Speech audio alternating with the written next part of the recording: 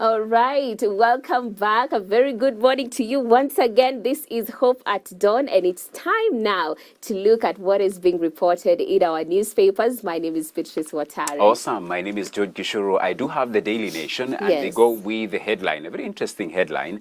Flashy city pastor on the run, over 600 million shillings jobs racket. Now, detectives have arrested his associates, but man of God says his firm only deals with visas. Now, greener pastures, they pose. Pastor James Wanjohi of Jesus Culture Ministries easily stands out wherever he goes. But an overseas jobs placement syndicate linked to his farm and church has left a trail of shattered dreams and debilitating debt for hundreds of job seekers. So they're saying 4,000, the people who paid between 100,000 shillings and 140,000 shillings for the overseas jobs. And we have the flashy man with some huge machines there. And you can read that story on pages 2 and 3. On Saturday, Pastor Wanjohi called the nation seeking to have the story put on hold, promising to cool the temperatures. The flashy pastor said he is an investor at Workstart Africa and maintained his company only deals with visa facilitation, not job placement.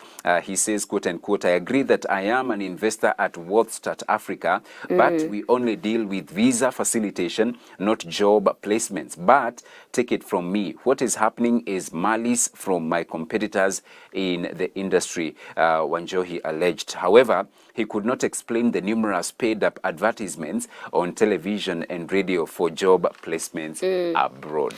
So a very interesting story there. You can read the same in details on page 2 and 3 inside the Daily Nation. Okay. Still on the front page of the Nation, teachers oppose proposal to lower retirement age. That you can read on the back page.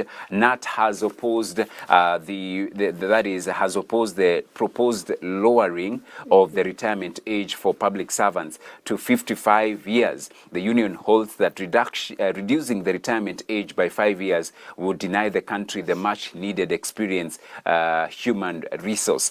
You can read that on the back page. Still on the back page, state is set to distribute 9.6 million textbooks to public schools. The government plans to distribute more than 9.6 million textbooks directly to public primary and junior secondary schools across the country from September to November. So you can read that also back page of the Nation. I also see doctors no show at meeting as the state seeks to end to strike.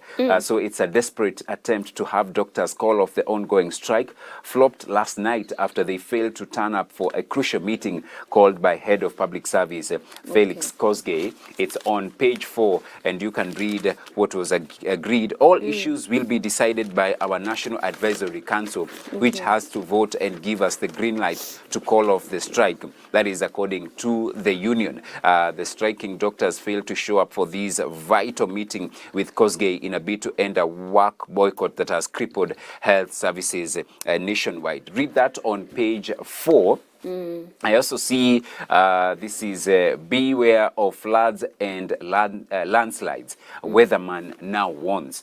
It's a story you can read on page 10, and I hope even everyone will be listening, including those in authority, and also even as Kenyans, we take personal initiatives. Landslides, flooding warnings issued. Met Department says the heavy rains being experienced in the country are actually expected to persist.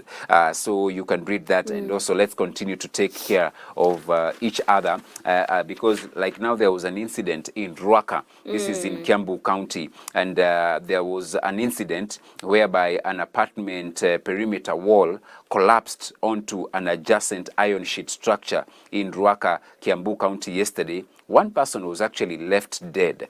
Residents of the 3 apartments in the area were ordered to evacuate until the integrity of the buildings is certified. So this is what we are talking about, taking care of one another and also being cautious so that we do not lose lives in as far as the rains are concerned. Heading to the county news section, lack of credit, maize seeds shortage worries farmers. More woes for North Rift maize growers who are grappling with substandard fertilizer. AFC chief says 4 billion shillings insufficient to meet demand for loans. I also see Halwale wants Linturi sacked over fake fertilizer. It's on page 22. Chaco business threatens rare species of acacia. That is in Kajiado County. That is in as far as the county news is concerned. The pullout, the DN2 pullout, powering SMEs, AI super lawyer tech easing justice access.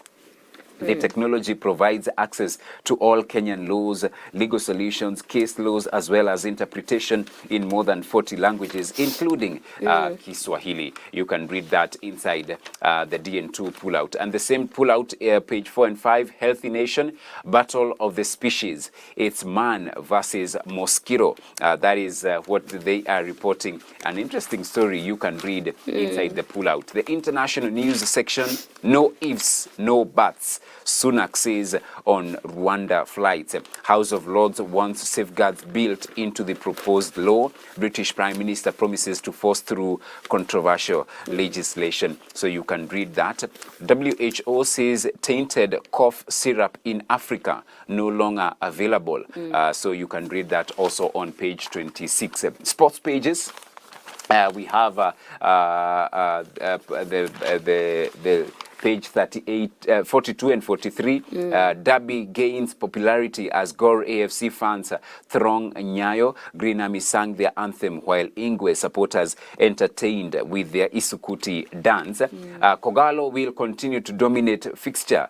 You can read that on page 42. And then Kenya under-17 girls to start preps for Cup qualifier. All right, you can read that on page 43. And today, Arteta warns against Chelsea backlash in London derby. Any slip up tonight at Emirates could be costly for Gunners, who lead Man City by a point in title race. So that is the encounter tonight. Arsenal will be taking on Chelsea from 10 p.m. So that promises to be a very entertaining encounter. That is the London derby, as Arsenal will be taking on Chelsea, right? All right, beautiful. That is the Daily Nation. And coming to the Standard, of course, the very first thing here is the cost of living, facts versus fiction. Right. So experts say the recent reduction in the cost of power and fuel, as well as the rally of the shilling against the dollar, has more to do with market forces than government interventions. This is very interesting. And in fact, I was just flipping to have a look at that story because it is said that the state could be taking false credit. But they have been saying it's because of what we have done. It's our policies, our strategy. Oh my. Yeah, so they are saying our strategies are working.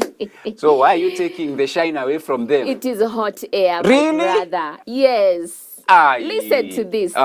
Experts say the recent reduction in the cost of power and fuel, as well as the rally of the shilling against the dollar, has more to do with market forces than government interventions. Surely. So this is what is actually happening. And this is also interesting because... You know, everywhere they stand, they are telling us. Have you listened to the president? Hey. Have you listened to his deputy? Unaona hata shilingi inaendelea kushuka na itaendelea. Oh my, it's more on market forces. Sure. It does nothing to do with government interventions. Si wao ndio tu wanalia cost of living is high, they cannot pay doctors. Aren't they the same people who are crying and decrying that they cannot afford to pay doctors? How then are they able to reduce the cost of living? I see here Dr. Patrick Mwinde, who is an economist, saying clearly that it might be sustained for Kenya Power because of the good rains for the hydro, but the component on the pricing driven by the dollar exchange rate may be temporary for the time being. This is what we're hearing, because now what happens when the shift comes? Are they going going to say, oh, sasa tena. You know, that's the danger of Yes, taking credit for credit. what you have no control over. Because now kikikuramba, Yes. what are you going to say? Yeah. What are you going to say? This is a story on page 26 that has actually been given high priority because I see here it is well elaborated and what you need to understand about the state possibly be taking wrong credit that does not belong to them. It's sometimes when God blesses us, we say it is our power, but Yeah. actually, no, it's God. But anyway, moving forward, I see here on page 2, we are having Dr. Skip Presser as state confident of a deal. This is interesting. I see here that Head of Public Service Felix Koskei confident of deal. Contested issues include posting of interns and work conditions is what we have been looking at. And I think you mentioned that doctors tena hawakushow up. Hawakushow up. Oh, come on. But they said whatever was agreed Yeah. when they were having those discussions with the state has to be presented to their council. Yes. For approval or rejection. Yeah. So it has to be subjected to a vote. A vote. Yeah. Okay. I mean, let us see how it goes. We really, really hope that this is going to come, towards a solution because people are still dying in hospitals. We have children. We have, we reported a case in Mombasa where 2 children had passed on because of not having medical attention given towards them. So this is a very big issue, and we need to keep praying for our nation and so that our doctors will also come together with the state and have an agreement.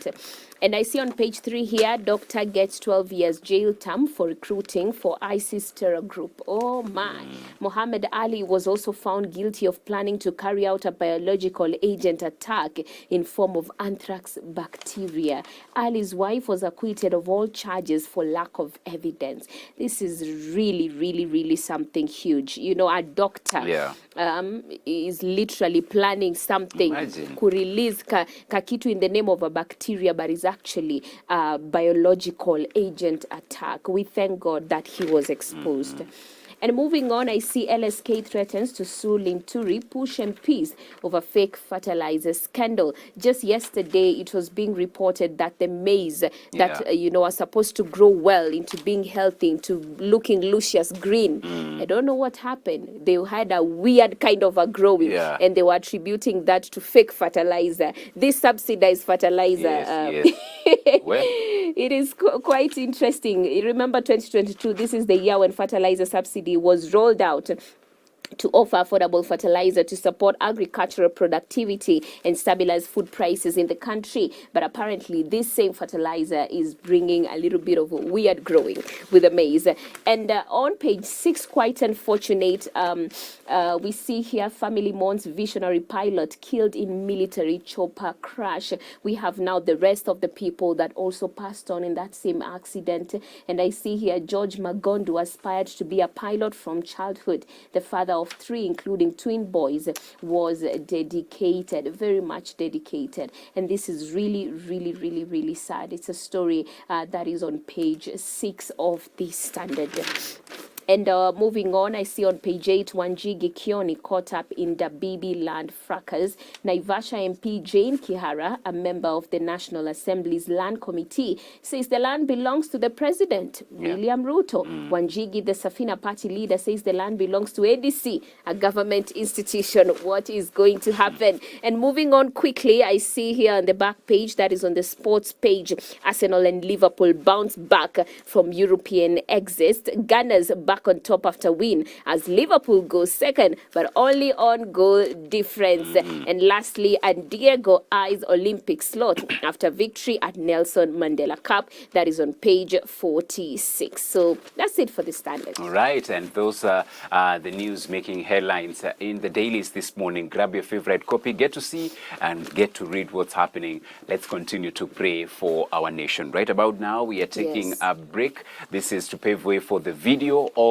the day, and then we will be coming back and discuss, have a chat on the same. This is Hope at Dawn.